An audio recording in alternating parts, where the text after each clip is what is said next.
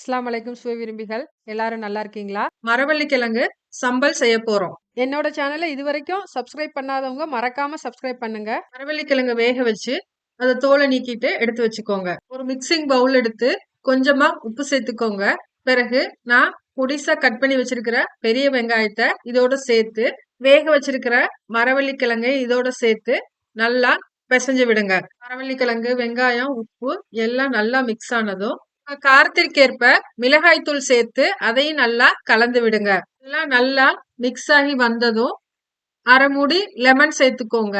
இந்த லெமன் சம்பலுக்கு ஒரு நல்ல புளிப்பு சுவையை கொடுக்கும். இது நல்லா டேஸ்டை என்ஹான்ஸ் பண்ணி கொடுக்கும். கடைசியா பொடிசா கட் பண்ணிருக்கிற கொத்தமல்லி இலைகளை சேர்த்து அதை நல்லா கலந்து விடுங்க. இப்ப நமக்கு மரவள்ளி கிழங்கு சம்பல் ரெடி ஆயிருச்சு.